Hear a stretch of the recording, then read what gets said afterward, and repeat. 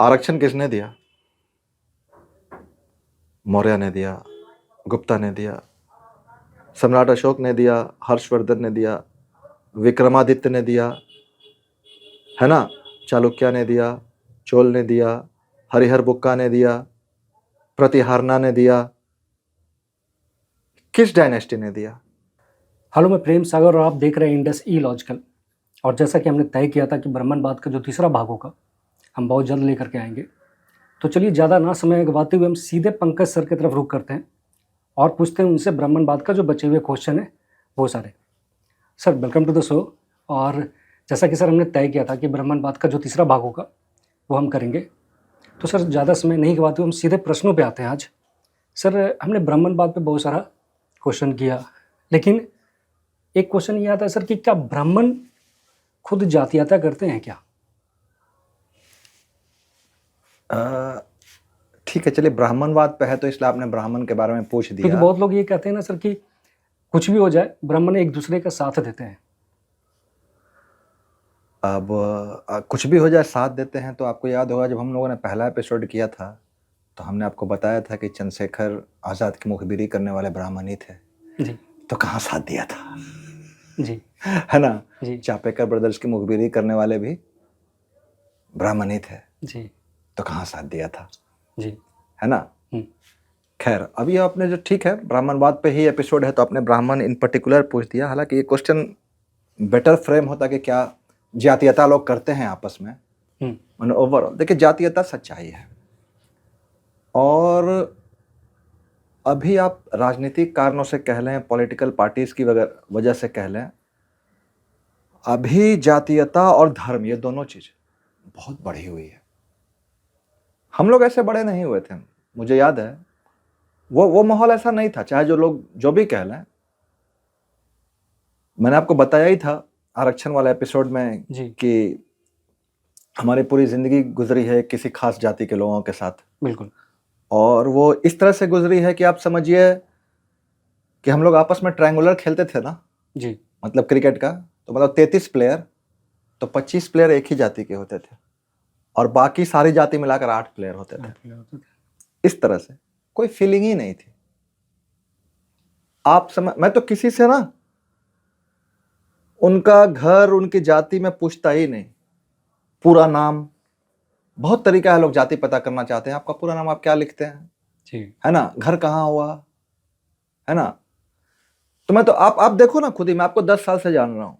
बिल्कुल सर। ना आप मेरी जाति जानते हो ना मैं आपकी जाति जानता हूँ। जी। अब हद तो यह है ना कि 40 साल से एक अपने कॉमन है फ्रेंड, जिनसे रोज मिलना जुलना होता है चौक पे।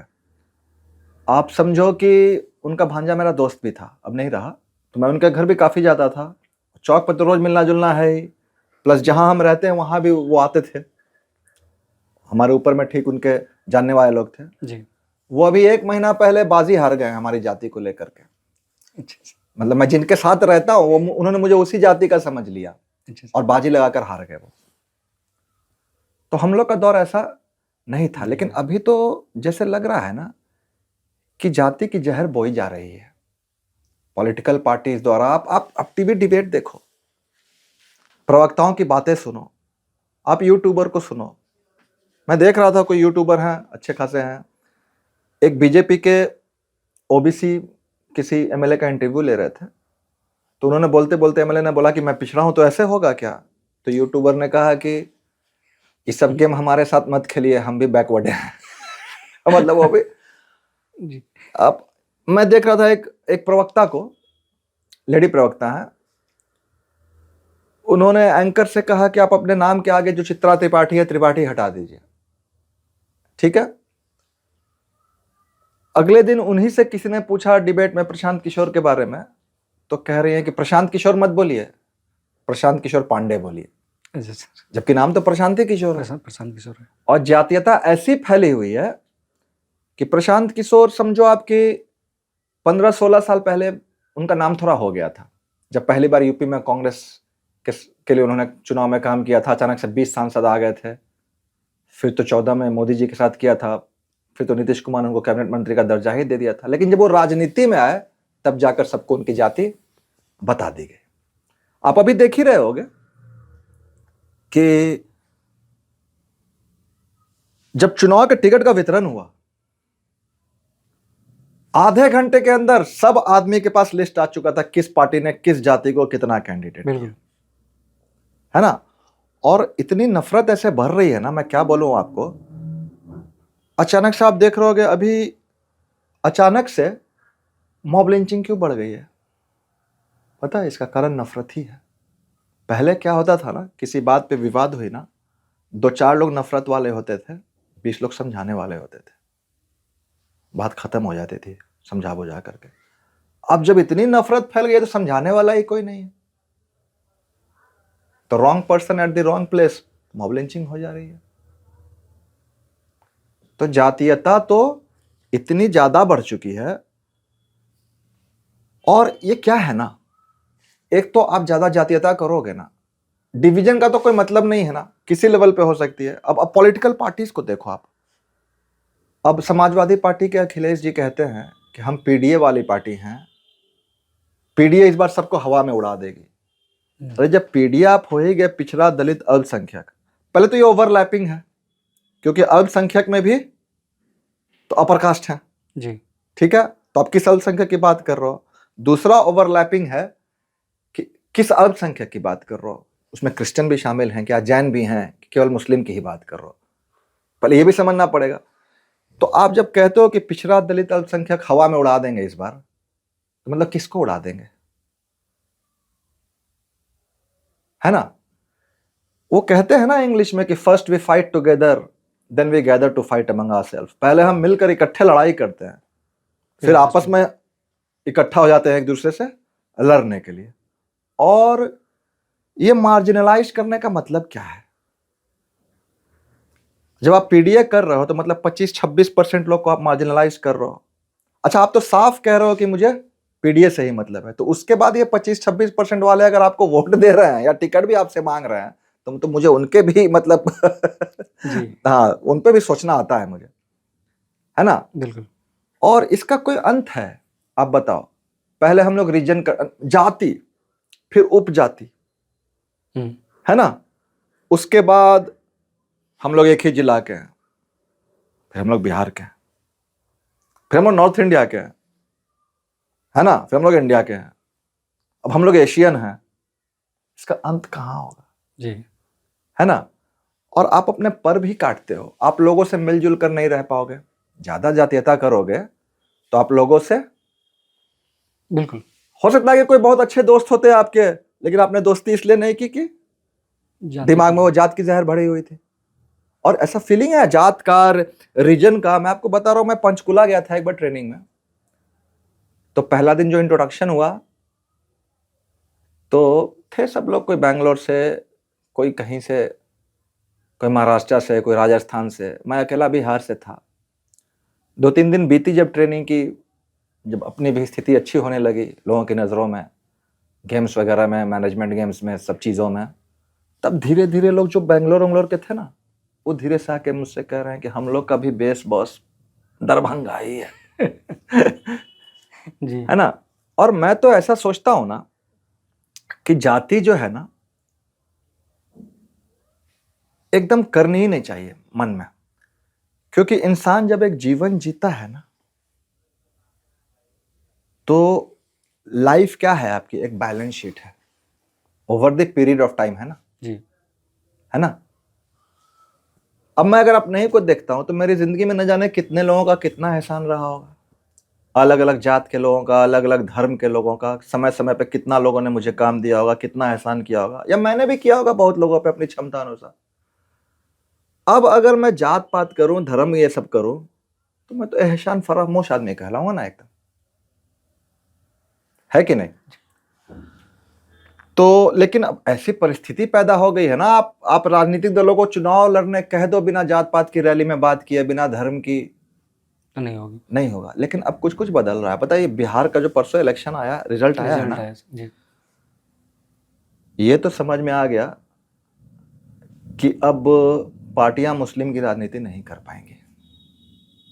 इसलिए नहीं कर पाएंगे ना, साफ रिजल्ट बता रहा है कि मुस्लिम की आंखें अब खुल चुकी है। पिछली बार भी ओवैसी साहब 5 सीट जीत कर आए थे, जी। आए थे ना। हम्म। अब लोगों को लगा कि चलो वो जीत गए, लेकिन अब मुस्लिम पछता रहे हैं कि वही 5 सीट और उनको वोट देने से सरकार हमारी बन नहीं पाई। लेकिन ऐसा नहीं है। फिर वो 5 सीट अगर जीत कर आए हैं तो मुस्लिम भी अब अपना अच्छा बुरा समझ रहे हैं। वो भी समझ रहे हैं कि खाली हमको वोट बैंक बन के बाकी जातियों को भी ऐसे ही समझना पड़ेगा। अगर ओवैसी 5 सीट जीत रहे हैं, ये तो आप मान लो कि जो मैक्सिमम पॉपुलेशन भी है किशनगंज में तो 65% मुस्लिम है। जी। ये इसकी चांस तो बहुत कम है कि हिंदू ने उनको वोट किया होगा। तो मतलब वो सारी सीट मुस्लिम के वोट पे ही। तो ऐसे ही बाकी जातियों को भी, जैसे मुस्लिम को समझ में आ गई ना ये चीज कि अब हमको इस्तेमाल नहीं होना है, बाकी जातियों को भी समझ में आनी होगी, तब जात पात जाकर के खत्म होने की स्थिति में आएगा। मैं अपने स्टूडेंट से जरूर पूछता था उनकी कैटेगरी, जात नहीं। तो इसके पीछे भी ना मेरी एक स्वार्थी रहती थी बच्चे, मतलब समझो स्टूडेंट के प्रति। वो मैं इसलिए पूछता था ना कि समझो कि SBI PO की PT की रिजल्ट निकली मान लिया, जी। और मैं देख रहा हूं कि कट ऑफ जाती है जनरल की 50, OBC की 45, SC की 35 और ST की 20। अब कोई जनरल स्टूडेंट मेरे पास है ना जो बिल्कुल बॉर्डर लाइन वाले एज पे है और 37-38 नंबर से ऊपर बढ़ ही नहीं पा रहा है, तो एक मेंटोर का, एक वेलविशर का ये भी काम है कि उसको सही रास्ता दिखा दे कि नहीं बेटा, कुछ और अच्छा तुम्हारे लिए इंतजार कर रहा है, ये तुमसे नहीं हो पा रहा है ना। जी। लेकिन वहीं पर कोई ST अगर 28 नंबर ही ला रहा है, तभी भी मुझे उस पर ध्यान देना है कि ये 8 नंबर कट ऑफ से ज्यादा ला रहा है, 2-4 नंबर और बढ़ जाएगा तो इंटरव्यू में तो इसका हो ही जाएगा, मतलब खाली पास कर जाएगा। जी। तो मेरा वही एक कारण रहा था, इसलिए मैं लोगों की, स्टूडेंट्स की अपनी मैं कैटेगरी पूछता था। अब आप का जो मूल प्रश्न है कि चाहे कुछ भी हो जाए ब्राह्मण जातीयता करते हैं कि नहीं, जब सब करते हैं तो वो भी करते होंगे। ये तो हो नहीं सकता कि वो नहीं करते होंगे, जरूर करते होंगे। जाति पाति अगर सच्चाई है तो इस सच्चाई से वो दूर नहीं होंगे। लेकिन फिर भी कुछ बातें हैं। रावण जाति से ब्राह्मण था, रावण का भाई कुंभकर्ण भी ब्राह्मण रहा होगा जी। और पुत्र मेघनाद भी ब्राह्मण रहा होगा। और रावण ब्रह्मा जी के पुत्र का पुत्र था, मतलब परपोता था। जी।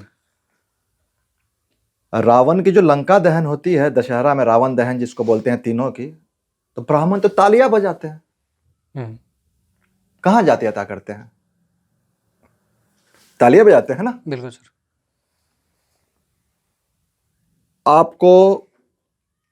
आप ये देखो, पॉलिटिक्स में भी अगर आप देखो ना, सबसे पहला व्यक्ति जो नेहरू कैबिनेट से जिसने रिजाइन किया था और जिसने नेहरू जी का विरोध किया था, वो श्यामा प्रसाद मुखर्जी था।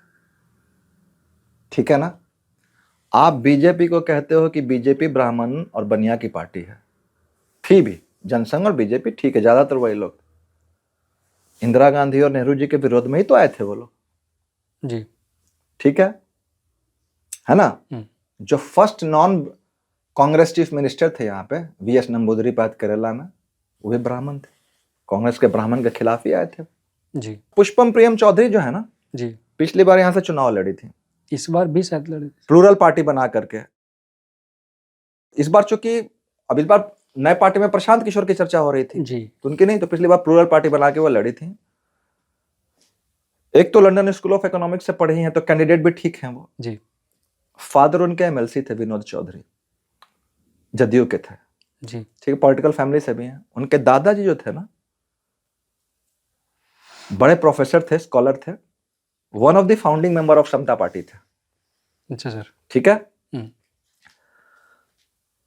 और नीतीश कुमार बहुत रिस्पेक्ट करते थे उनके दादाजी का, इतना ज्यादा कि दरभंगा में जाते थे तो उन्हीं के यहाँ ठहरते थे। CM बनने के बाद भी, जब वो गुजर गए तो, और या जब CM नहीं थे, मैंने मिनिस्टर भी थे, तो उनके यहाँ ठहरते थे। मतलब इतना मानते थे, इतना रिस्पेक्ट करते थे कि ये भी चर्चा है पॉलिटिकल सर्किल में कि अपने पहले गवर्नमेंट में उनको वो शिक्षा मंत्री बनाना चाहते थे, पर वो बचे नहीं।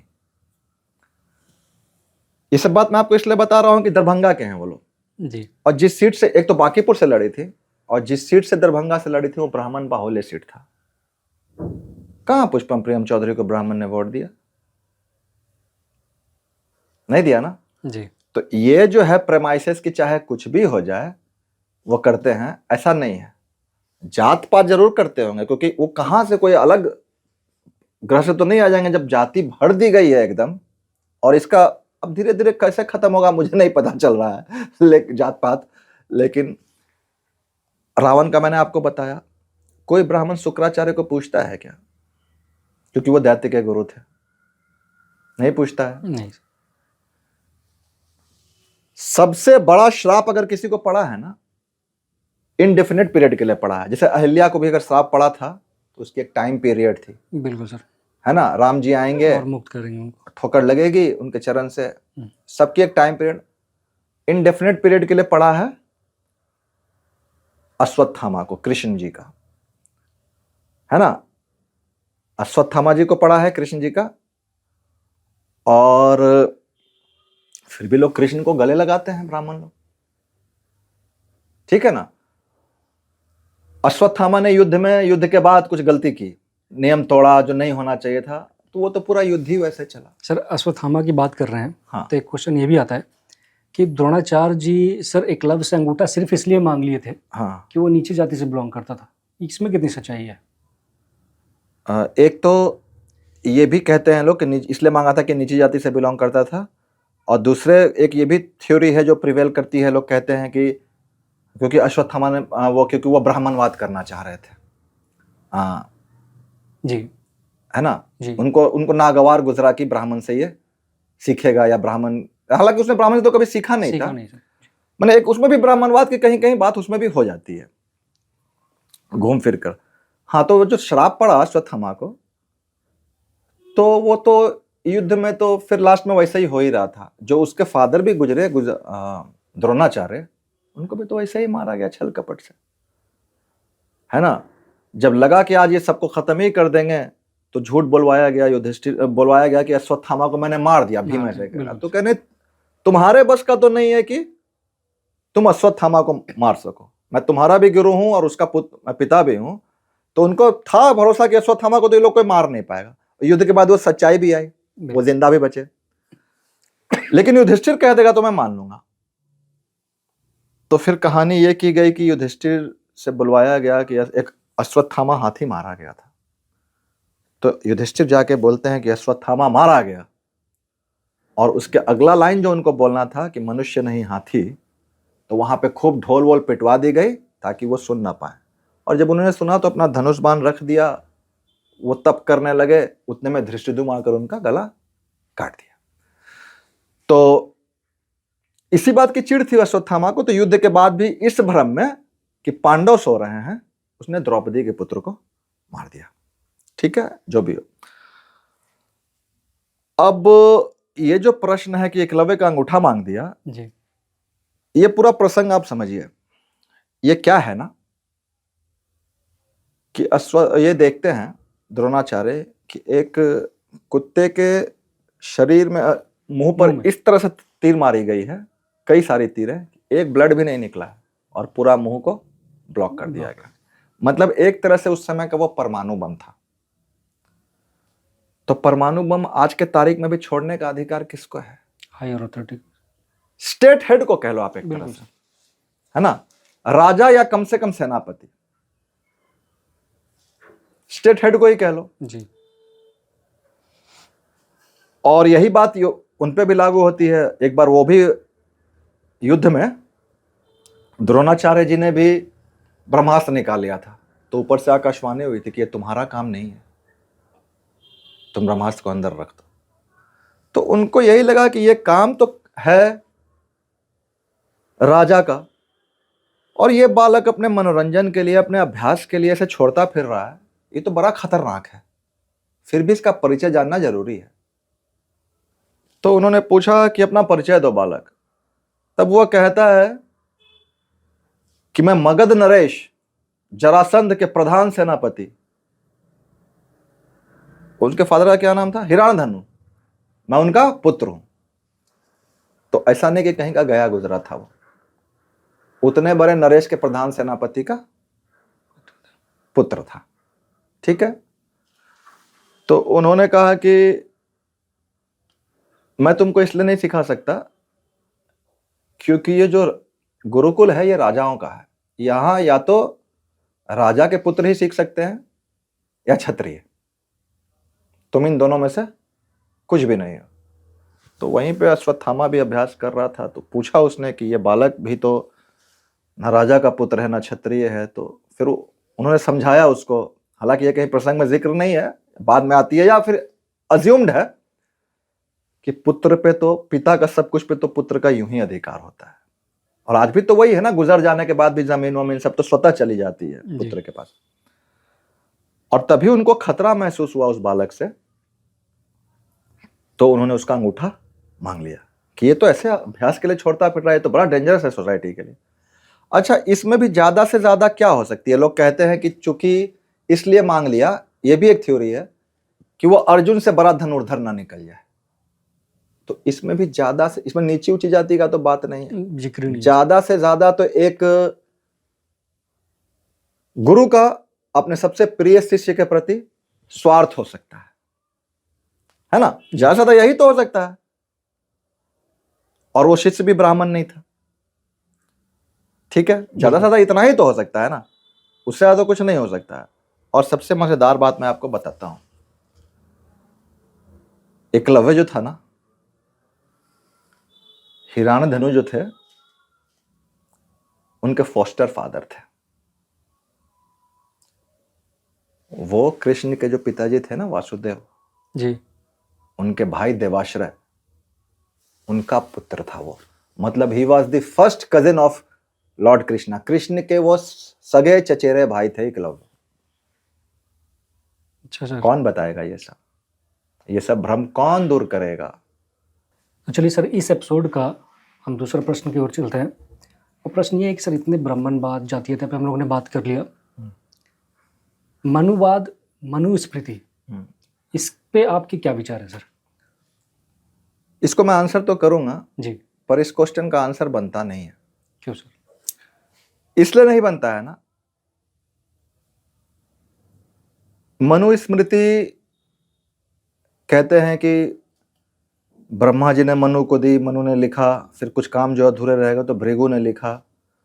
कुल मिलाकर ये पूरा हुआ करीब करीब 2 से 3 सेंचुरी सीई में, मतलब एडी में जी, मतलब करीब 1800-1900 साल पहले।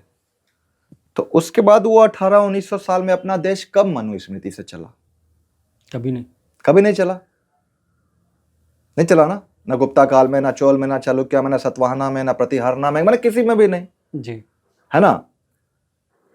फिर जो तुर्की से आए उन्होंने नहीं चलाया, मंगोल से आए उन्होंने नहीं चलाया, अरब इन्वेडर आए उन्होंने नहीं चलाया, कंपनी रूल में नहीं चली, ब्रिटिश रूल में नहीं चली, जब देश आजाद हुआ तो भी नहीं चली।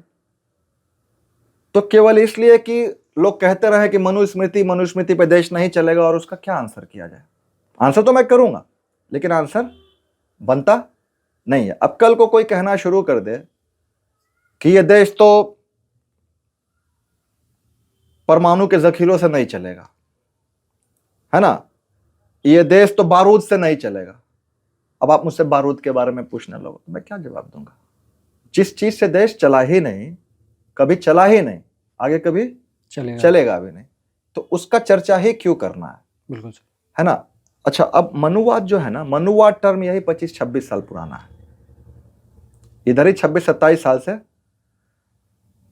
राजनीतिक परिप्रेक्ष्य में ही ज्यादा इसको यूज किया जाने लगा है। ये तो मनुवाद कुछ था नहीं, मनुस्मृति तो थी जी, तो आप यही मान लो कि मनुवाद वही है जो मनुस्मृति को प्रमोट करते हैं या उन सब चीज से इत्तेफाक रखते हैं, वैसे लोगों को, मानने वालों को मनुवादी कहते होंगे, मनुवादी सोच कहते होंगे, ठीक है। मनुस्मृति क्या है? एक पुस्तक है, या ये मान लो कि धर्मशास्त्र है, दंड शास्त्र है, नीति शास्त्र है हिंदुओं की, ठीक है। जी, धर्मशास्त्र, दंड शास्त्र, नीति शास्त्र, कैसे रहना है ना, क्या आपकी ड्यूटीज है, उसके बारे में है। वर्ण की बातें है, ऊंच नीच का भेदभाव भी है, ठीक है। कुछ बातें उसमें गलत है, मेनली जो ज्यादा कंट्रोवर्शियल है ना, जो लोग कहते हैं, एक महिलाओं के बारे में होती है और दूसरा शूद्राज के बारे में, मतलब आज के दलित के बारे में। ठीक है। तो महिलाओं के बारे में तो एक तो है कि कुछ चीजें गलत इंटरप्रेट भी हुई है और कुछ उस समय के परिप्रेक्ष्य में था, बिल्कुल है ना। आज का परिप्रेक्ष्य था ही नहीं बदल चुका है जी। और आज भी ठीक है, लोग फेमिनिज्म की बात करते, सब सही है, मैं मानता हूं।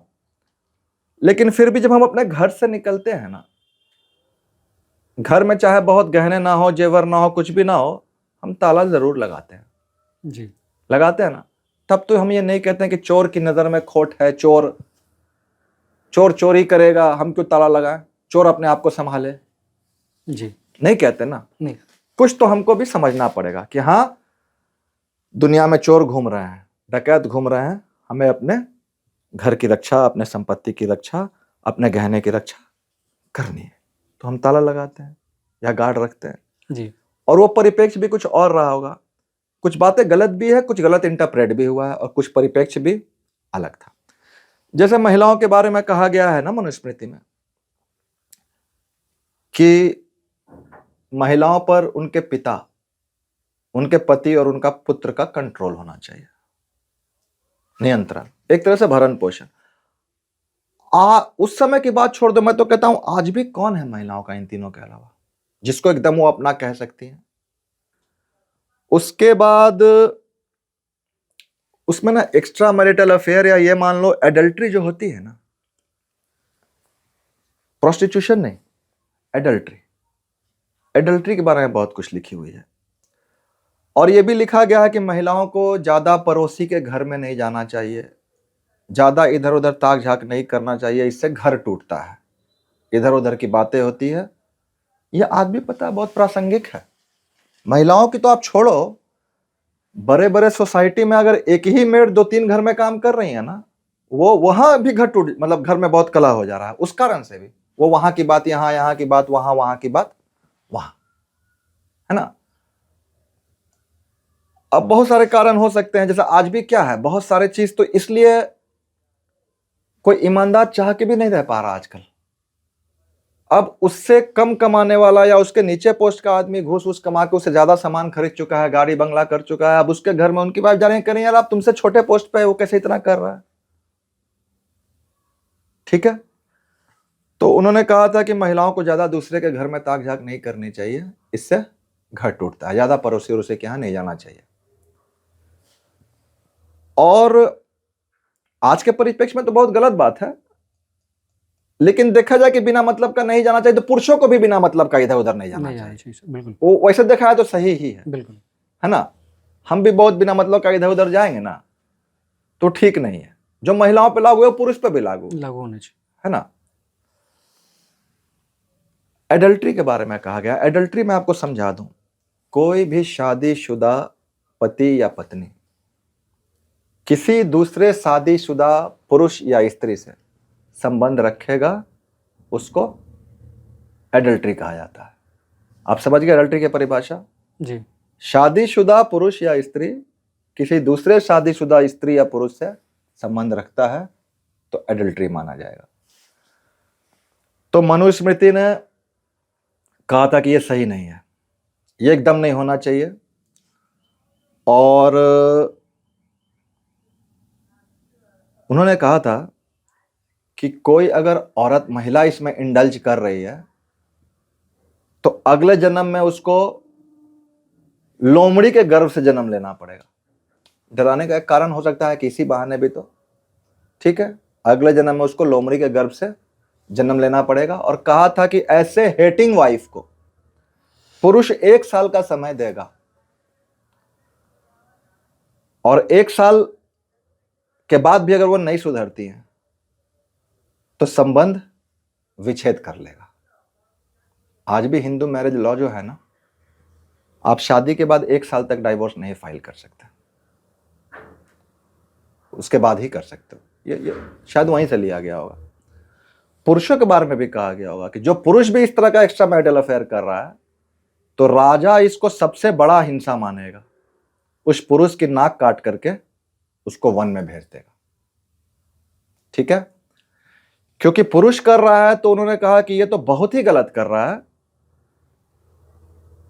एक्स्ट्रा मैरिटल अफेयर में तो 4 घर बर्बाद होती है, और आप जाओ फैमिली कोर्ट में ना, आप देखो कितने केसेस रोज फाइल हो रहे हैं और कितनी जल्दी हो रहे हैं इस कारण से।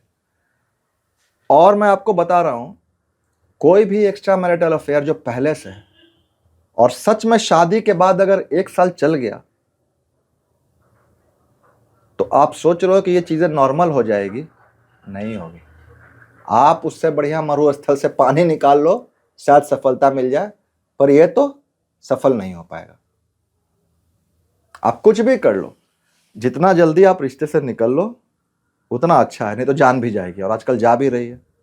और शादी के बाद जो एक्स्ट्रा मैरिटल अफेयर स्टार्ट हो रहे हैं, उसमें तो खैर कोई माफी की जगह ही नहीं है ना, क्योंकि सब आपने जानते हुए ही किया है ना। जी। वो पुरुष, अच्छा महिलाएं समझ नहीं पाती। मैं ही अगर महिला हूं, मेरा पहले किसी से एक्स्ट्रा अफेयर था, वो तो एक्स्ट्रा मैरिटल नहीं कहलाएगा। अब मेरी शादी हो गई और उससे अफेयर अगर है, ठीक है, वो पुरुष, और उसने कहीं और शादी कर ली, वो पुरुष अच्छा कैसे हो सकता, आप बताओ? बिल्कुल नहीं हो सकता ना। एक तो तब उसने मुझसे शादी नहीं की, अब चाहे दहेज के लालच में नहीं की, चाहे किसी लालच में नहीं की, चाहे जो भी कारण हो, उसको मुझसे शादी करनी ही नहीं थी, उसको मेरा यूज करना था, तो तब उसने नहीं की। अब आज जिससे वो शादी किया है उसको भी धोखा दे रहा है। ये कितना गलत आदमी है ये।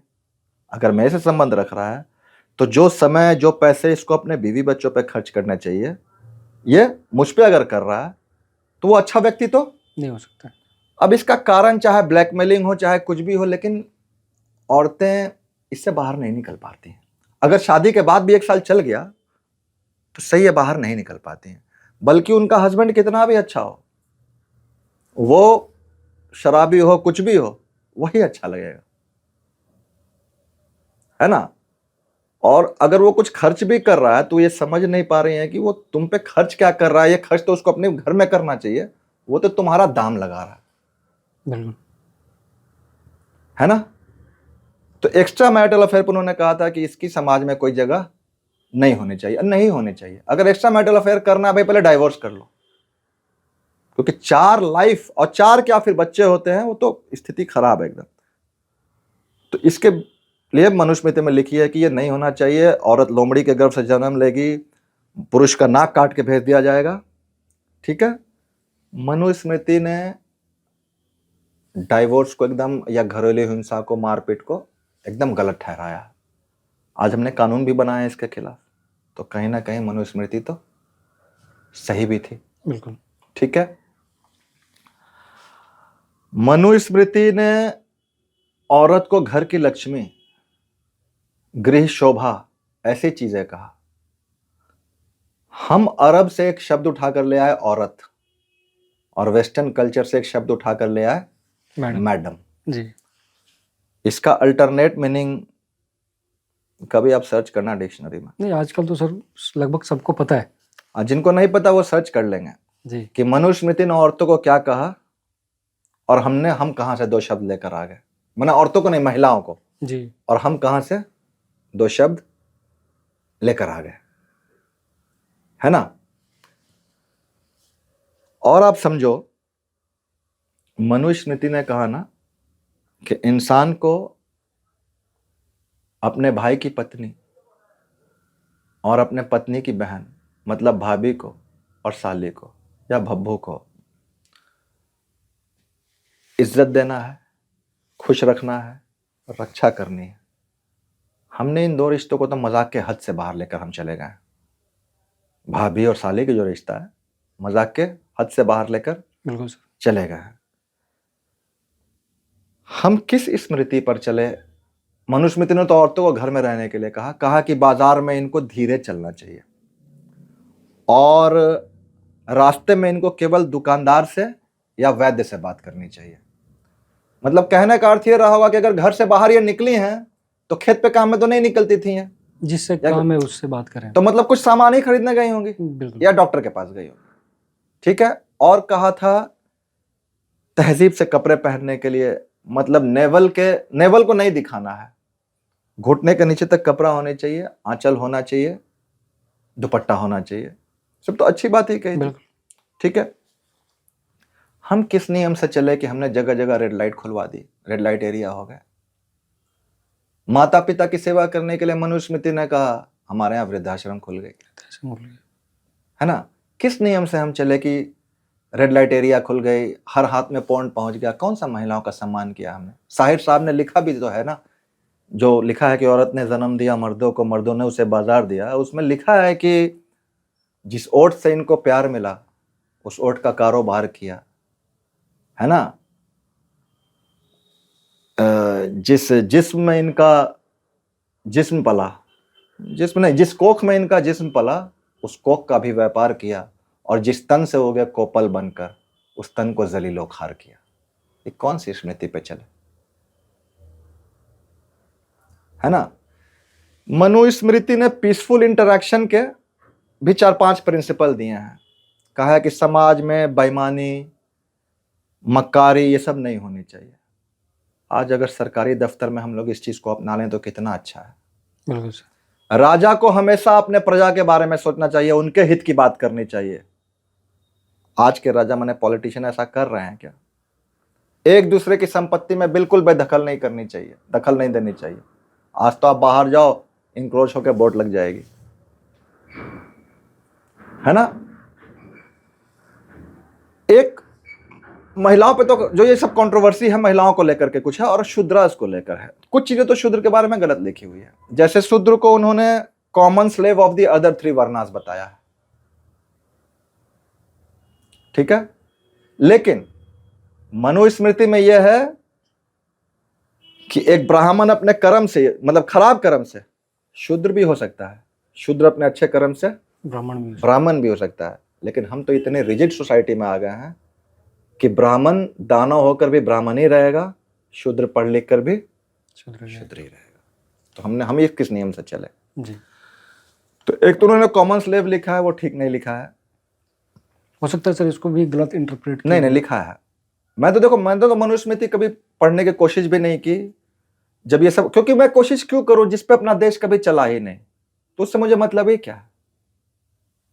ऐसे नेता लोग ड्रामा लगाए, प्रवक्ता लोग ड्रामा लगाए कि मनुस्मृति से देश नहीं चलेगा। अरे चल कहां रहा है? अब कल कोई कहे कि दुर्योधन नीति से देश नहीं चलेगा, तो हम दुर्योधन को पढ़ने लगे क्या? चले तो हम पढ़े कि क्या अच्छा है क्या बुरा है। मनुस्मृति में तो कई चीज, बहुत अच्छी चीजें भी है, कई बुराई भी है, लेकिन जब उससे देश तो चल नहीं रहा, ठीक है। और उन्होंने शूद्र को ना ट्वाइस बॉर्न स्टेटस से दूर रखा था, जो द्विजा होता है। बाकी 3 वर्णों को इसका अधिकार दिया था। जो उपनयन या द्विजा जो कहते हैं, ट्वाइस बॉर्न, शूद्र को उन्होंने नहीं कहा था, ठीक है। शूद्र के बारे में कुछ चीजें गलत है, लेकिन शूद्र भी अच्छे कर्म से ब्राह्मण, तीनों वर्णों में, ब्राह्मण का 3 वर्णों में कहीं भी जा सकता है, और बाकी 3 वर्ण भी अपने कर्म से कहीं भी शिफ्ट कहीं भी हो सकते हैं। आज भी शूद्र है। आज कौन शूद्र है पता है आपको? गरीब व्यक्ति शूद्र है, और तब भी गरीब व्यक्ति ही शूद्र रहा होगा। बिल्कुल। हर जगह गरीब व्यक्ति शूद्र है। अस्पताल में पैसे देख के इलाज होती है। न्याय प्रणाली गरीब अमीर का भेदभाव करती है। बैंक में अमीर कस्टमर के लिए प्रायोरिटी लॉन्च, प्रायोरिटी केबिन बने होते हैं। गरीब कस्टमर उनके लिए अनवांटेड कस्टमर।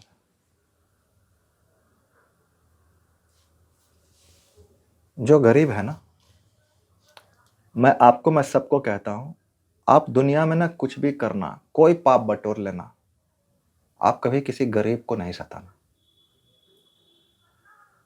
गरीबी जो है ना, वो सारे दुखों की माता है। कभी किसी गरीब से खराब से बात मत करना, बड़ी पीड़ा है उनके जीवन में। कभी किसी गरीब व्यक्ति से काम करा के उसका पैसा ना रोकना, और जहां तक हो ना, गरीब की मदद कर देना। आप और हम बेघर हो सकते हैं। जो गरीब व्यक्ति है ना, वो बेघर जन्म लेता है, बेघर जीता है, बेघर ही मर जाता है। और गरीबी की कोई सीमा नहीं है। इस हद तक गरीबी आ सकती है ना, इस हद तक आ सकती है कि इंसान का अपना शरीर के अलावा कुछ नहीं उसके पास हो सकता है।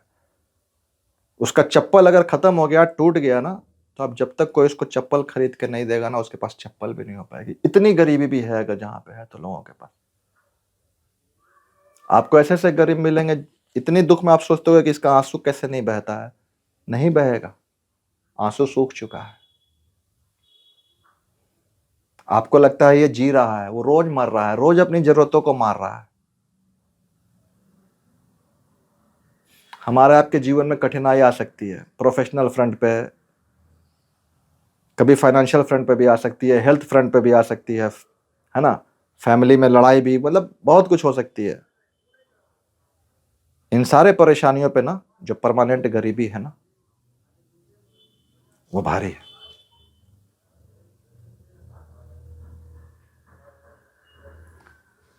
आप अपने बुरे दिनों में ना अच्छे दिन को याद करके खुश हो सकते हो, जो पिछला अच्छा दिन बीता है। गरीब की यादें भी जो है ना, गरीबी वाली ही है।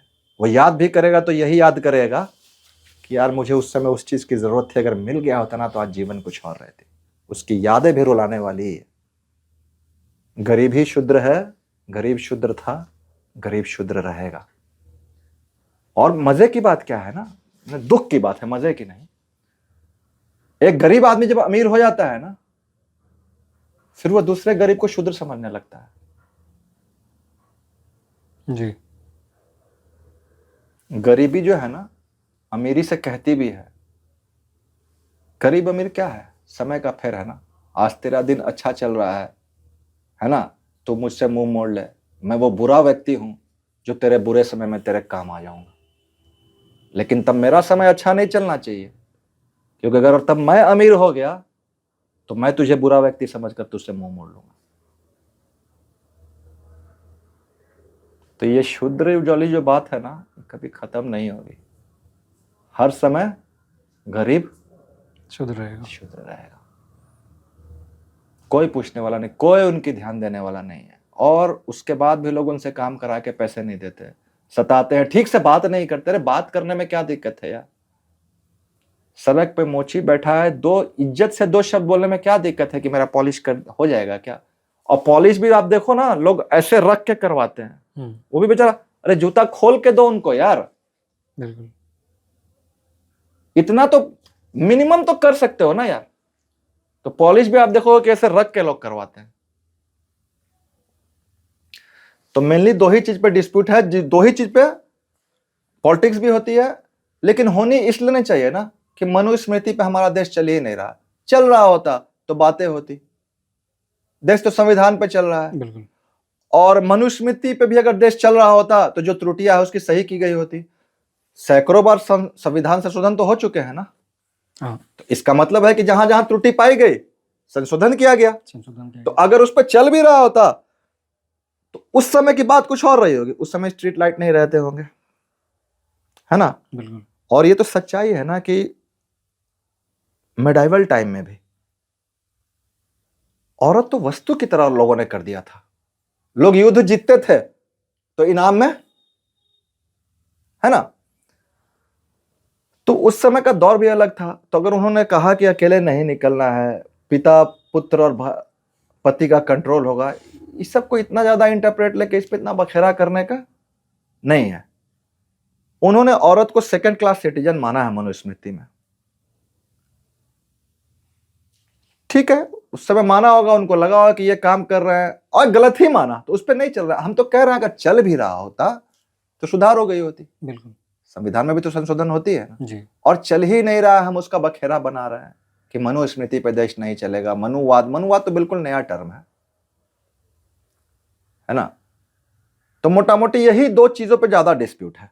नहीं सर, उसको लिखने में भी तो काफी कालखंड बीते हैं। ठीक, 500 साल। तो उस हो सकता है कि कुछ ऐसे बीच में लोग आए होंगे जो अपने मानसिक हाँ, हिसाब के कई हिसाब लोग लिखे होंगे। हाँ, बहुत सारे लोगों ने उनको लिखा है। सेकेंड सेंचुरी बीसी में स्टार्ट हुआ जी। और थर्ड सेंचुरी सी में खत्म हुआ, एडी में, मतलब 1800-1900 साल पहले बिल्कुल। खत्म हुआ। तो हो सकता है बीच में कुछ ऐसे लोग आए होंगे जो गलत लिखे। तो ऐसा तो है नहीं कि उसको मान के हम लोग चल भी रहे, उसको तो हम लोग मान भी नहीं रहे। नहीं माने, अभी नहीं मान रहे, नहीं कभी नहीं माना कभी गया। नहीं माना, देश कभी उस पर चला ही नहीं। और उस समय की परिप्रेक्ष्य अलग थी। बिल्कुल। इंसान जानवर में कोई फर्क नहीं था, है ना, जी लोग शिकार करके खा लेते थे। हम लोग सिविलाइजेशन तो कैसे कैसे आगे बढ़ी है।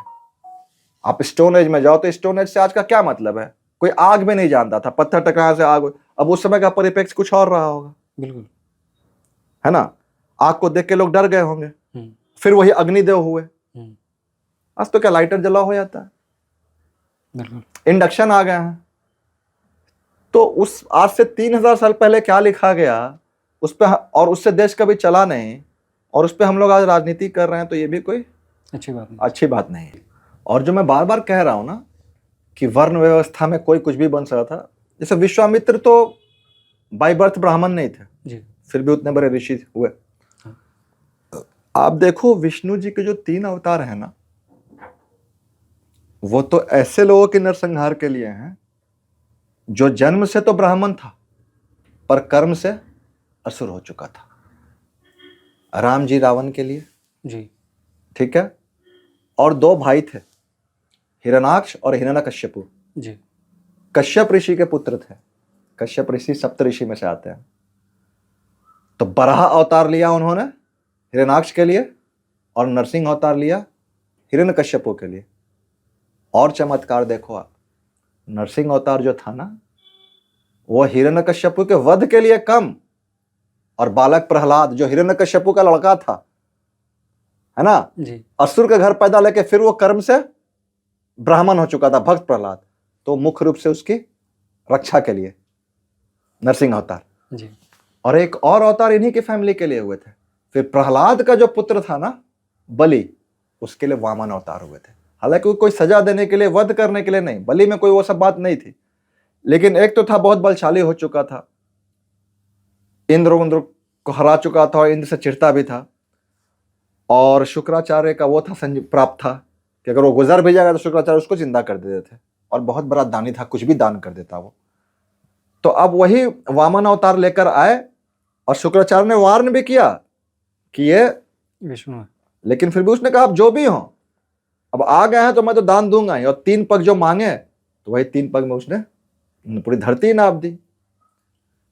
तो 3 तो अवतार ऐसे हुए जो वो ब्राह्मण जो असुर हो चुके थे उसके वध के लिए, और वहीं पर एक असुर के घर में जन्म लेके ब्राह्मण भक्त प्रहलाद हो चुका था। तो वर्ण व्यवस्था जो थी वो रिजिड नहीं थी, फ्लेक्सिबल थी। आज के डेट में कास्ट सिस्टम जो है।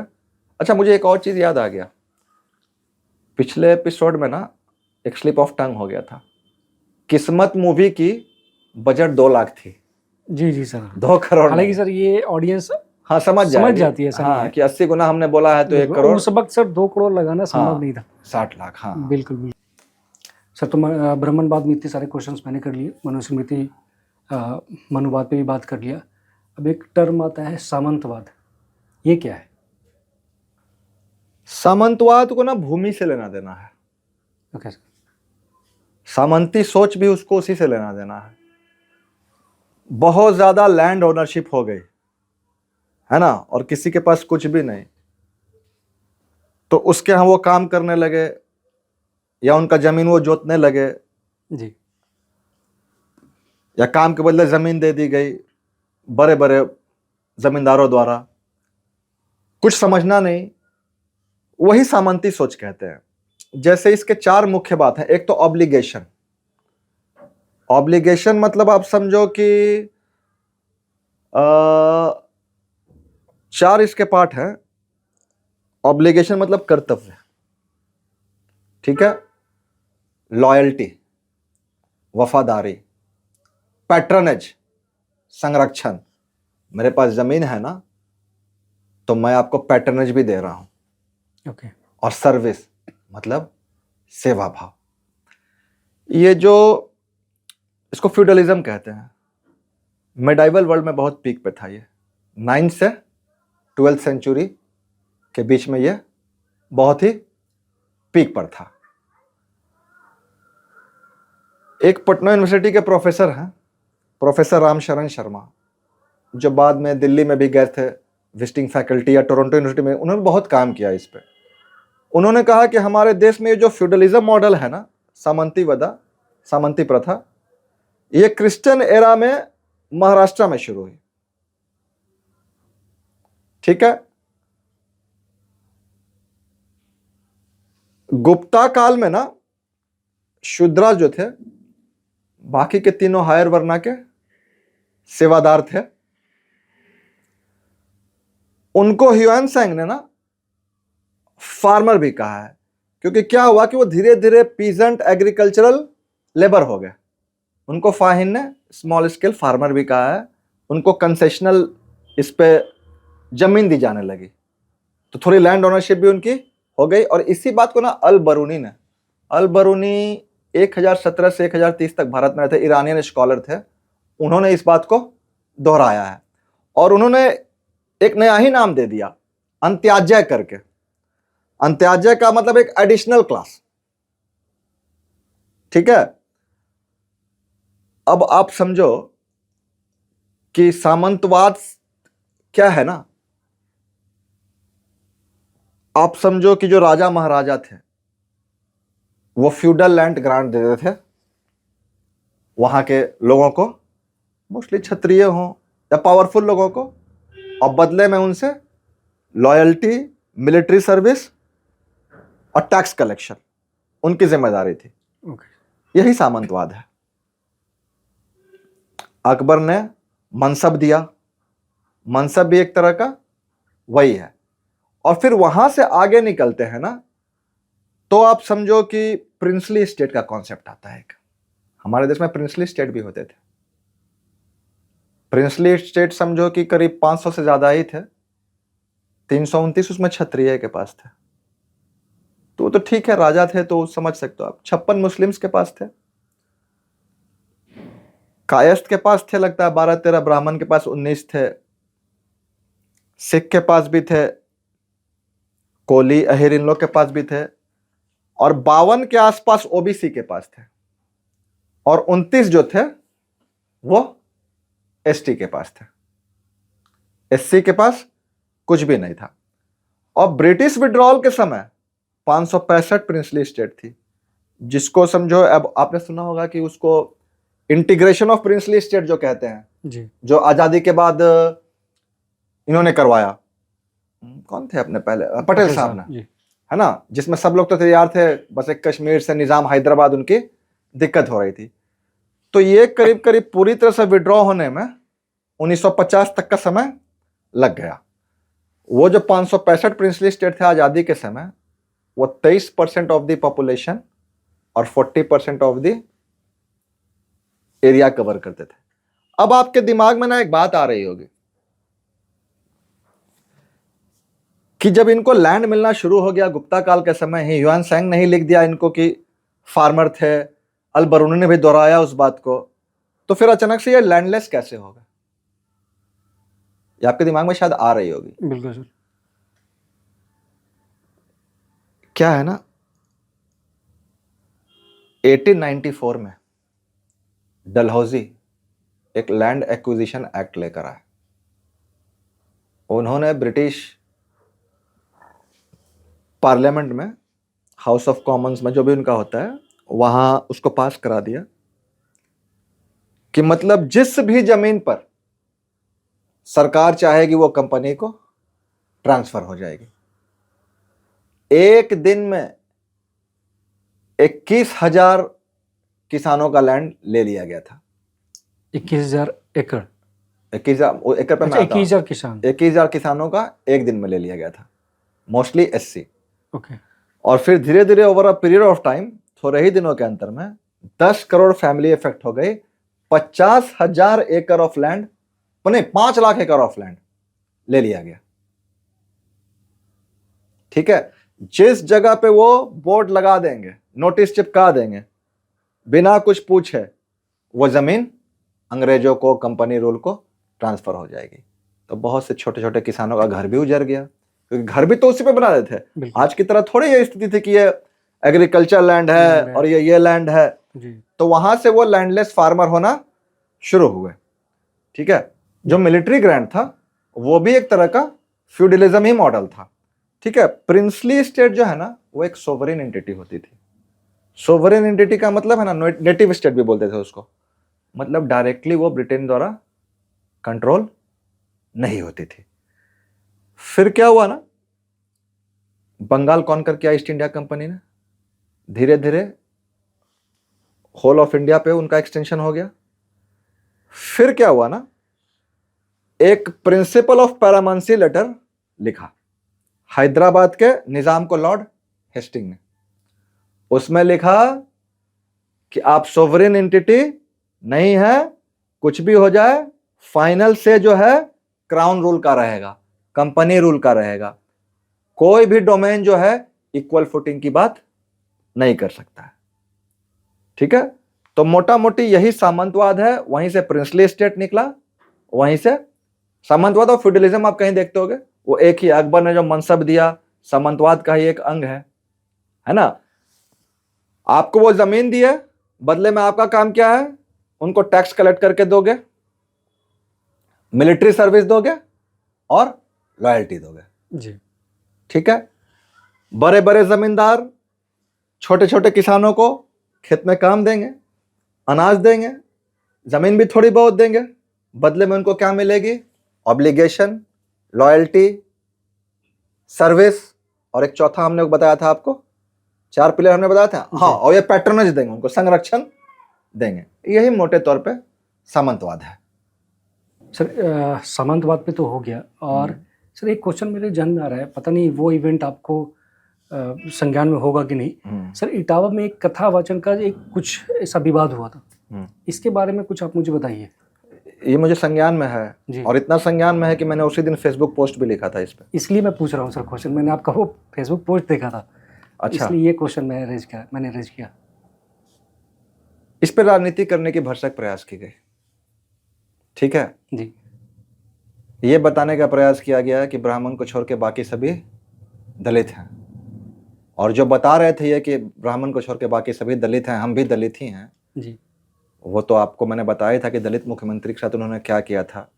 स्टेटमेंट है मायावती जी का कि 2 जून 1995 की घटना हम भूल नहीं सकते। उस पार्टी के बारे में मैंने ये आपको बता दिया जो पीडीए की बात करते हैं। जी। अब ऐसे मार्जिनलाइज करोगे तब तो कल को आके फेडा बना दे, हाँ। फॉरवर्ड, ईबीसी, दलित, अल्पसंख्यक, तब आप मार्जिनलाइज हो जाओगे। पॉलिटिशियन का तो ये काम नहीं है ना कि किसी को मार्जिनलाइज करके चलना। बिल्कुल सर। और डेमोक्रेसी में तो बिल्कुल नहीं है। ठीक है, राजनीति करने का भरसक प्रयास किया गया, वो हो नहीं पाया, और ये बड़ा अच्छा हुआ कि नहीं हो पाया, क्योंकि बड़ा विकराल रूप ये ले सकता था अगर इसको एडमिनिस्ट्रेशन अच्छे से हैंडल नहीं करती ना। ये बहुत, मैं आपको बताऊंगा कि विकराल रूप ये कितना ले सकता था। सबसे पहले तो ये जो क्वेश्चन है ना, लोग ये कह रहे हैं कि ब्राह्मण के अलावा कोई और कथा वाचन करेगा, ब्राह्मण को ये मंजूर नहीं है। ये इसमें बहुत फैलेसी है, ये पूरी प्रेमाइसी फैलेसी से भरी हुई है, क्योंकि इसमें सत्यता है ही नहीं। हमारे देश में हर जाति के लोग आज से नहीं, आदिकाल से कथा वाचन करते आ रहे हैं, सदियों पहले से कथा वाचन करते आ रहे हैं। स्वरूप बदल गया है ना, बड़ा हो चुका है वो। अब कैम्ब्रिज में भी कथा वाचन होती है, पहले पेंटिंग्स के जरिए होती थी जी। थंजावुर की प्रिंटिंग्स वगैरह जो हैं एक तरह का कथा वाचन ही था, या रामलीला, नुक्कड़ नाटक, वो भी एक तरह का कथा वाचन ही था। हम आपको थोड़ी देर में कॉल करेंगे, ठीक है, ठीक, वो भी एक तरह का कथा वाचन ही था जी। स्वरूप बदला है। अब कथा वाचन जो है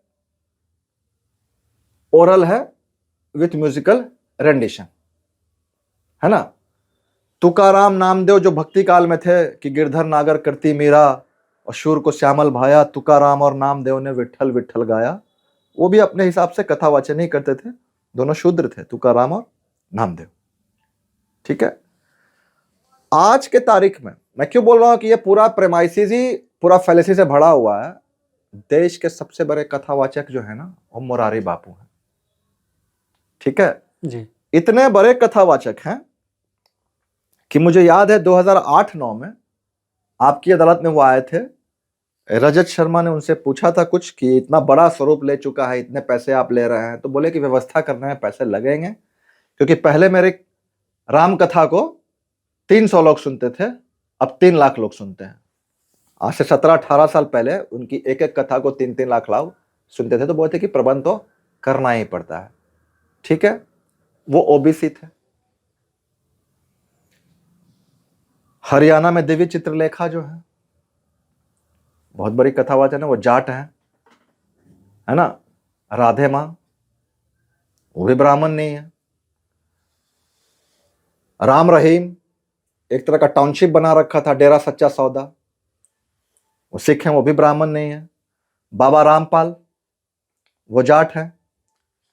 हाथरस में एक है जिनकी सभा में भगदड़ मच गई थी, जी हाँ, जगत गुरु है ना, जी वो एससी है। ठीक है। डॉक्टर मनोकामना सिंह यादव बहुत सम्मानित कथावाचक हैं, यादव हैं वो। और मुरारी बापू के तो कथावाचन में एक से एक ब्राह्मण कलाकार स्टेज पे जाते हैं अपना परफॉर्म करने के लिए भी। अब हाल के वर्षों में ही आप देख लो तो अनूप जलोटा, कुमार विश्वास, सुरेंद्र शर्मा, मैथिली ठाकुर, नीलोत्पल मृणाल कई बार नजर आ जाएंगे आपको उनके कथावाचन में।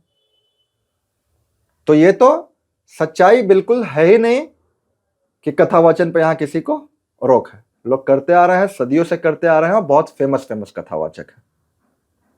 आसाराम बापू से लेकर के मुरारी बापू तो खैर उनसे बड़ा कोई कथावाचन तो है नहीं। ये जो पर्टिकुलर मसला है ना इटावा का,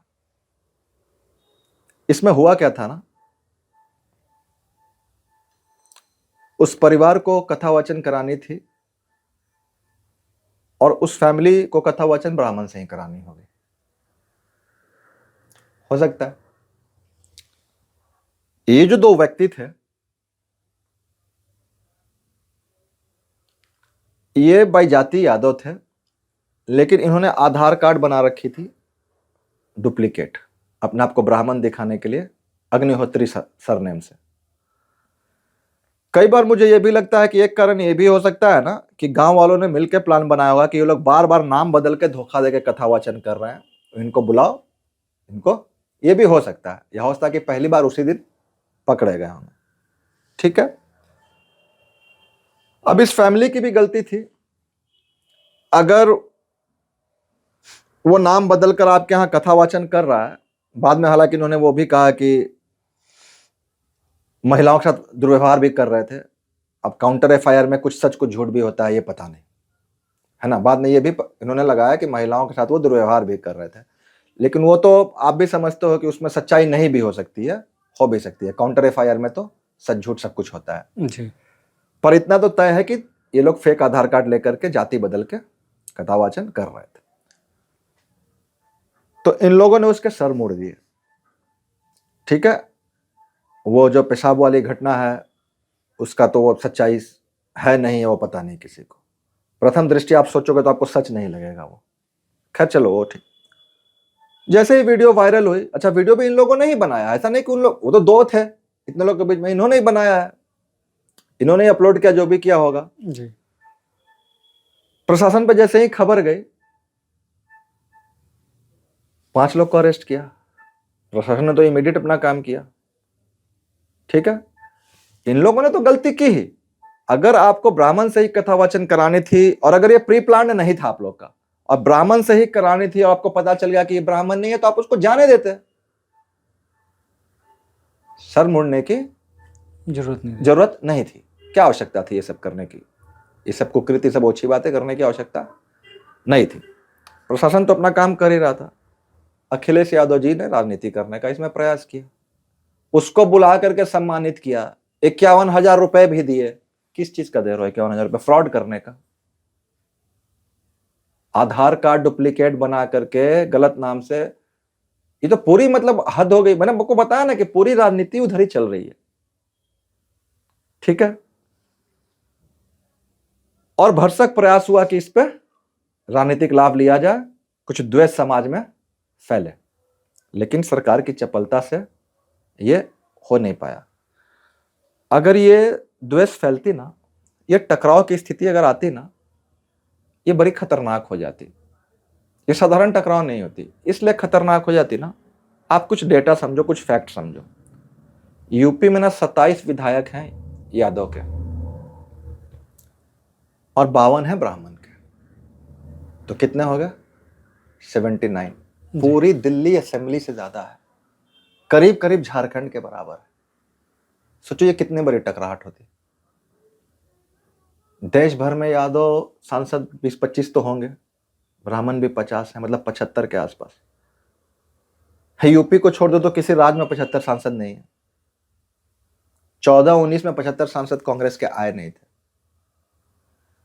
मिनिमम भी अगर मैं आबादी जोड़ता हूं उन दोनों कास्ट मिलाकर के यूपी में, मिनिमम एकदम एकदम लोअर साइड में, तो 18% आप जोड़ो तो 25 करोड़ का तो 4 करोड़ आबादी होती है। 4.5 करोड़, 4.5 करोड़ तो बड़े बड़े राज्य की आबादी नहीं होती है।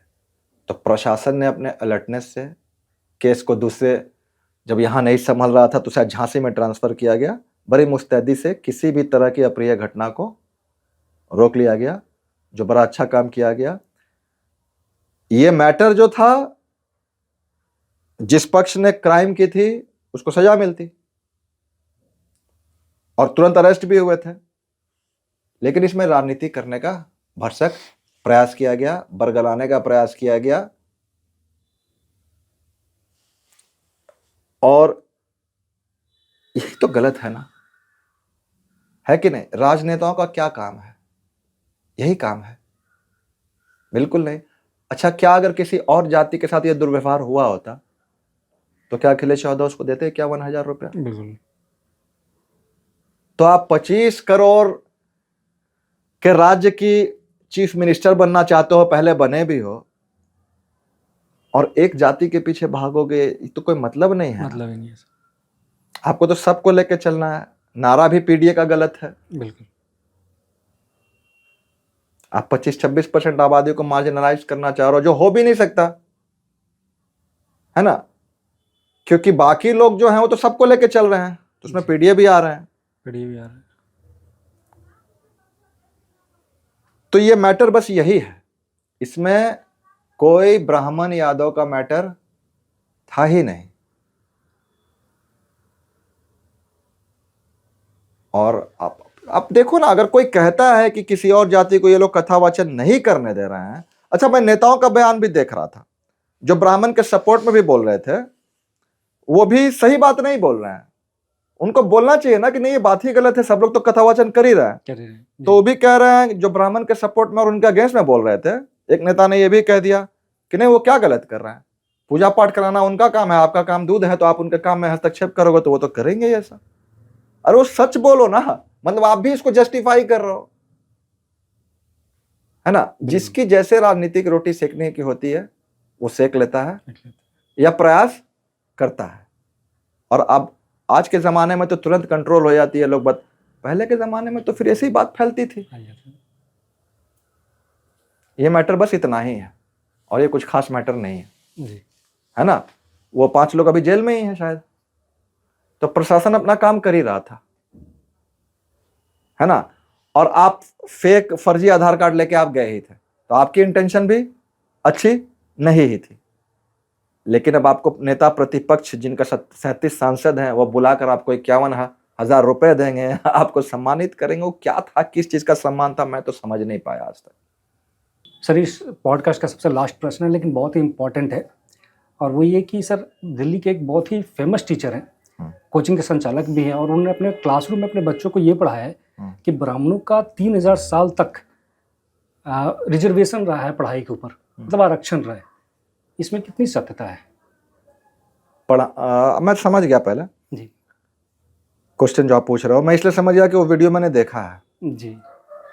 मैं पूछने जा रहा था कि रिजर्वेशन रहा है 3000 साल तक पढ़ाने पे कि पढ़ने पे, ये मैं पूछने जा रहा था। लेकिन फिर मुझे याद पड़ गया कि उन्होंने क्या कहा था, पढ़ने पे। हाँ जी।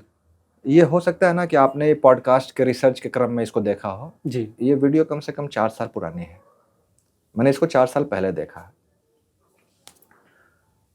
अब जिन्होंने ये बयान दिया है ना, वो एक तो देश के बड़े सम्मानित शिक्षक हैं, प्रथम दृष्टिया मुझे भले व्यक्ति भी लगते हैं, और अचीवर भी रहे हैं।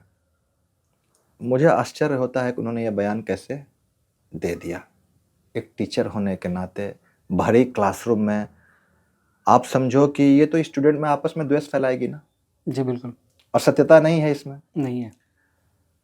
अब या तो फिर वही बात है कि जुबान से निकली हुई बात और कमान से निकली हुई तीर वापस तो हो नहीं सकता। कहीं ना कहीं मुझे लगता है कि उनको बाद में ये रिग्रेट हुई होगी। नहीं होगी सर, क्योंकि बार बार ये गलती करते हैं कई सारे मुद्दे पे। हाँ, एक तो हम लोगों ने किया था तो उसमें तो खान सर ने भी वो तो चलिए लोग ये भी कुछ को देखा, उसको मान लिया इन लोगों ने। तो जी। खान सर ने भी देख लिया, चंद्रचूड़ वो उसमें हम लोगों ने देखा था स्तन टैक्स वाले में। जी नहीं ठीक है, वो गलती दूसरी है, वो किसी ने लिखा, इन्होंने भी पढ़ लिया उस फ्रंट लाइन, वो ठीक है। पर ये तो अच्छा जिस तरह से इन्होंने बोला ना, मुझे आश्चर्य है कैसे बोल दिया इन्होंने बोला कि जरा सा 90 साल उसको बराबर करने के लिए, तो मतलब 90 साल तो इसका मतलब है कि जो 3000 साल ये कह रहे हैं 1947 के जस्ट पहले का 3000 साल, ठीक है जी। तो जरा सा व्यवस्था क्या ठीक करने की बात हुई तो लोगों को, तुम लोग को चुल मचने लगी। इतनी क्या चुल मची है भाई? जी। अब आप सोचो, अब पहले थोड़ी देर के लिए पढ़ाई को रहने दो, जी। ठीक है ना, और थोड़ी देर के लिए ब्राह्मण को भी रहने दो। चलो मान लो थोड़ी देर के लिए कि मैं कोई दूसरा ही कास्ट हूं, मैं ओबीसी ही हूं, मान लो कि मैं कोयरी हूं, चलो, या यादव हूं, कुछ भी हूं, ठीक है। जी। मैं बड़ा भला व्यक्ति हूं, सामाजिक हूं, मैं लोगों की मदद भी करना चाहता हूं, मैं जनता का प्रतिनिधि बनना चाहता हूं, ठीक है। पटना में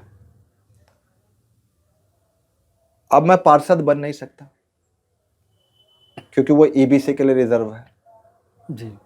ठीक है।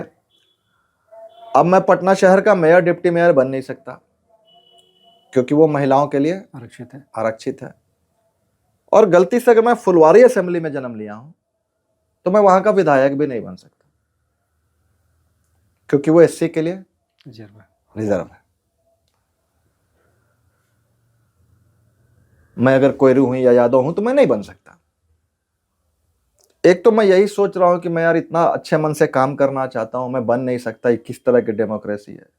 ऊपर से इतने सम्मानित शिक्षक कहेंगे कि तुमको चुल मची हुई है, क्या बीतेगा मेरे ऊपर। जी। अब पढ़ाई पे आते हैं। मैं ब्राह्मण हूं, बड़ा गरीब हूं, मैं फॉर्म भरने का 1100 रुपया लगना है, जो मेरे पिताजी को कहीं ना कहीं कर्ज लेना पड़ेगा, अपनी सेल्फ रेस्पेक्ट गिरानी पड़ेगी, ठीक है। इतनी गरीबी है मेरे अंदर। मेरी उम्र 29 साल हो गई है, इस बार नहीं 30 साल ही एज है, इस बार नहीं तो कभी नहीं। और पिछली बार भी 85 कट ऑफ था तो मुझे 84 आया था, ठीक है। अब मैं देख रहा हूं कि मेरे पास 1100 रुपये भी नहीं है, पिताजी को अपनी बेइज्जती करवा कर 1100 रुपये जमा करने पड़ रहे हैं। कोई करोड़पति है, मदर फादर दोनों क्लास 1 है, उसको 1 रुपया नहीं लग रहा है फीस भरने में। वो 34 साल तक फॉर्म भर रहा है, मैं 29, मेरा लास्ट ईयर अटेम्प्ट है ये, मेरा दिमाग अभी वो 32 साल का है, मान लिया उसको 3 अटेम्प्ट अभी और मिलेंगे क्योंकि 35 साल तक उसको है। और मेरी नौकरी भी 84 नंबर में नहीं लग रही है, उसकी 52 में लग जा रही है। तो मैं इतना पीड़ित हूं और ये शिक्षक मुझे कहें कि तुम्हें चुल मची हुई है आरक्षण को लेकर, तो क्या मतलब है? मुझे दोबारा जिंदगी मिलेगी क्या? है ना। 30-35 साल की एक्टिव लाइफ लेके आदमी आता है, 25 साल में नौकरी करता है, 60 में रिटायर हो जाता है, फिर वो सीनियर सिटीजन कहलाता है। धीरे धीरे वो छड़ी चश्मा छाता लेकर चलता है। शुरू का तो बचपन भी था खेल कूद में, है ना।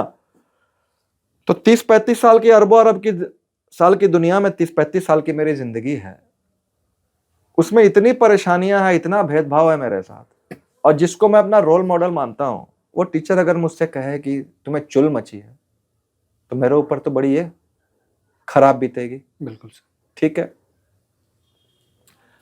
अंग्रेज जो चिढ़ते थे इतना, उन्होंने कहा कि ब्राह्मणों ने जब 30 करोड़ आबादी थी तो 6 करोड़ लोगों को शिक्षा से दूर रखा है, तो मतलब 20%, है ना। ये कह रहे हैं 90%, 10% ब्राह्मण छोड़ के 90% को दूर रखा है। ठीक है। अच्छा, अगर 90% लोगों को दूर रखा है, केवल ब्राह्मणों के लिए आरक्षित थे, तो फिर जो ये खत्री हैं, जाट हैं, जैन हैं, बनिया हैं, कायस्थ हैं, भूमिहार हैं, राजपूत हैं, कामा हैं, कापू हैं, रेड्डी हैं, कलिता हैं, खंडायत हैं, इनको तो फिर आरक्षण दोगे ना यार। बिल्कुल। ये तो सबसे ज्यादा सताए गए बेचारे। उस समय भी इनको पढ़ने नहीं दिया गया क्योंकि ब्राह्मण के लिए रिजर्वेशन थी, जी। है ना। और अभी भी इनको आपने ऐसा कर दिया। उसमें उन्होंने एक और बात बोला है, आपने शायद रील देखी होगी। उन्होंने बोला है कि व्यापार जो था वो वैश्य के लिए आरक्षित था। तो फिर तो पूरी की पूरी आप उसी व्यवस्था पे चले गए, वर्ण वाले पे। भाई राजा क्षत्रिय हो ही गए, पढ़ाई ब्राह्मणों की हो गई, और व्यापार वैश्य की हुई। वैश्य मतलब बाकी सारी जातियां जी। जो दलित नहीं है और जो ब्राह्मण नहीं है और जो क्षत्रिय नहीं है वो वैश्य है, और पैसे तो व्यापार में ही थे जी। ठीक है। तो फिर बात घूम फिर के वहीं आ जा रही है, आपके ही कथन अनुसार शूद्र पे आ जा रही है। ठीक है जी। ब्राह्मण ने किसी को पढ़ने नहीं दिया तो सुभाष चंद्र बोस कैसे सिविल सर्वेंट बन गए, गांधी जी कैसे बैरिस्टर बन गए, अंबेडकर साहब कैसे इतना पढ़ गए, 11वीं शताब्दी में राजा भोज, ज्योतिबा फुले, चांद बरदाई, बदरुद्दीन तैयब जी, आप आदि काल में चले जाओ, वाल्मीकि, व्यास, विदुर, है ना। अकबर के नौरतन में कितने ब्राह्मण थे।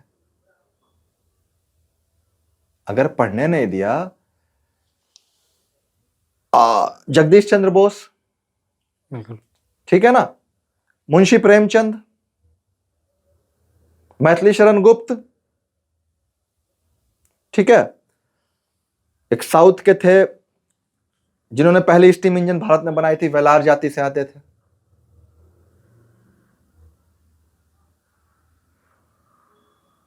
अनगिनत एग्जाम्पल है बिल्कुल जिसका अंत ही नहीं होगा, ठीक है ना। मंडोक उपनिषद में भी जिक्र है, अनगिनत एग्जाम्पल है। मतलब नाम अगर याद आने लगे तो 200 400 500 नाम में ऐसे ही बोलता चला जाऊं। फिर वही परपेचुअल क्वेश्चन पे आते हैं, आरक्षण किसने दिया? मौर्य ने दिया, गुप्ता ने दिया, सम्राट अशोक ने दिया, हर्षवर्धन ने दिया, विक्रमादित्य ने दिया, है ना, चालुक्य ने दिया, चोल ने दिया, हरिहर बुक्का ने दिया, प्रतिहारना ने दिया। किस डायनेस्टी ने दिया, किस राजा ने दिया?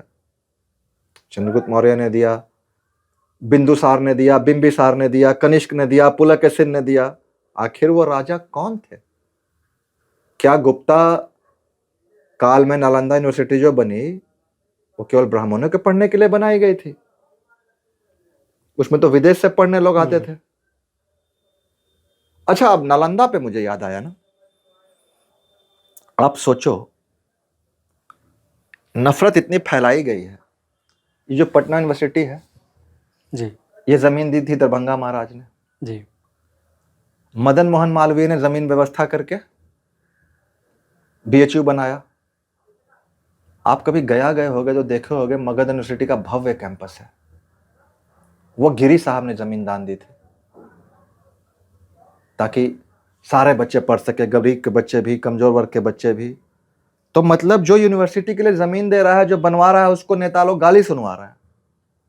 और जिसने नालंदा यूनिवर्सिटी जलाई थी उसके नाम पे शहर रखा हुआ है, स्टेशन रखा हुआ है, बख्तियार खिलजी।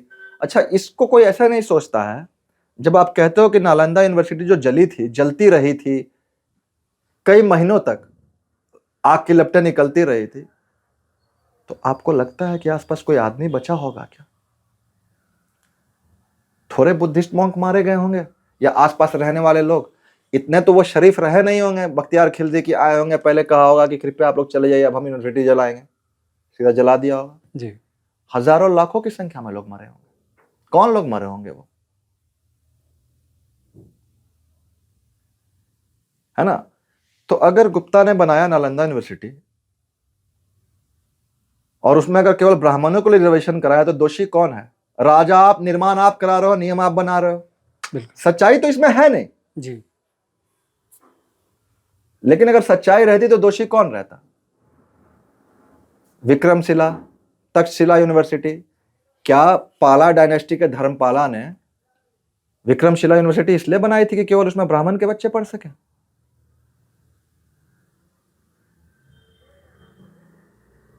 मुगल काल में तो पढ़ाई पे कोई ध्यान ही नहीं था, उन्होंने तो एक भी मॉडर्न टाइप के इंस्टीट्यूशन बना ही नहीं। वो तो पढ़ाई का मदरसा के थ्रू या मकताबा क्या बोलते हैं, एलिमेंट्री एजुकेशन, या तो फिर कोटली सिस्टम ऑफ एजुकेशन, वहां तो पढ़ाई पे बहुत ध्यान था नहीं, है ना। मुगल के पहले फिर दिल्ली सल्तनत थी, उसके पहले सब पढ़ ही रहे थे एंशंट इंडिया में, नालंदा में, विक्रमशिला में। फिर अंग्रेज के आने के बाद ऐसा नहीं हुआ, तो ये कब हुआ ये? और आप कह रहे हो कि 90 साल जरा सा बराबर करने के लिए, तो मतलब आप 1947 के जस्ट पहले का 3000 साल मान रहे हो, है ना जी। मतलब इतने नाम है ना, मैं नाम अगर लूं सभी जातियों का, दलित का, मुस्लिम्स का, सिख का, कैसे पढ़ गए इतने लोग फिर? अगर आरक्षण था तो। और मजे की बात सुनो आप, इस आर्ग्यूमेंट को सुनो हमारी आप। अगर किसी और को पढ़ने की इजाजत ही नहीं थी तो फिर ये ब्राह्मण पढ़ काहे के लिए रहे थे? ये पढ़ के करते क्या?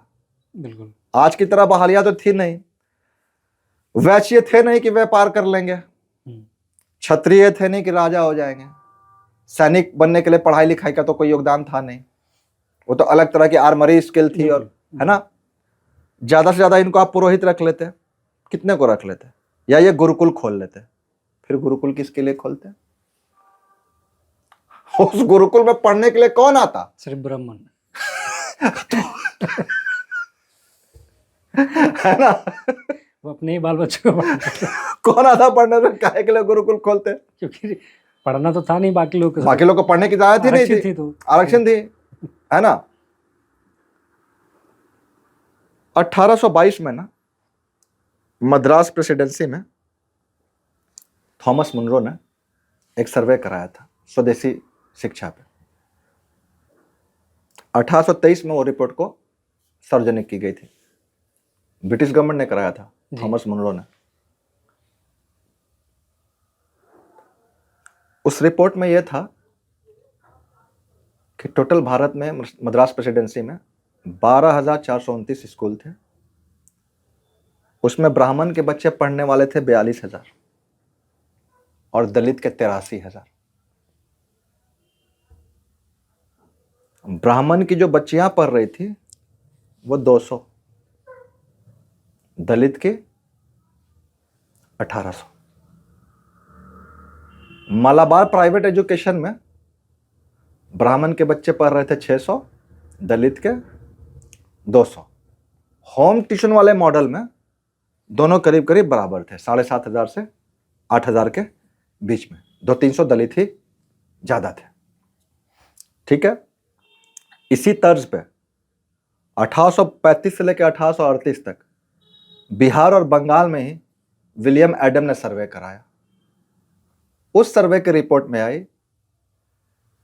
कि हर गांव में स्कूल है, मद्रास प्रेसिडेंसी में भी यही था कि हर गांव में स्कूल है, वहां सभी जाति के बच्चे पढ़ते हैं, पढ़ाने वाले टीचर भी दलित हैं, और कोई भी ब्राह्मण या अपर कास्ट के माता पिता दलित से अपने बच्चों को पढ़वाने में थोड़ा भी नहीं हिचकिचाते हैं। मतलब जातिगत भेदभाव की उस समय कोई जगह ही नहीं थी। विलियम एडम ने लिखा है कि राजनीतिक फायदों के लिए लोगों ने यह दुष्प्रचार किया।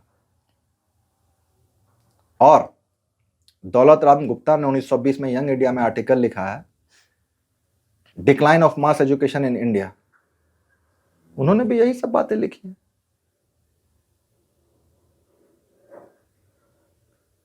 तो किसी भी तरह से आप देखो ना, तो ये बातें सरासर उन्होंने गलत कही है। मैं तो सोचता हूं कैसे कह दिया उन्होंने। मुझे तो प्रथम दृष्टया अच्छे लगते हैं, अचीवर भी हैं, है ना, रेस्पेक्टेड भी हैं। अगर लोग उनसे पढ़ने के बाद IAS IPS बनने के बाद भी उनके बारे में अच्छी बातें करते हैं, उनसे मिलने आते हैं, अच्छी बातें करते हैं उनके बारे में, तो मैं मानता हूं कि फिर वो उनमें अच्छाइयां होंगी।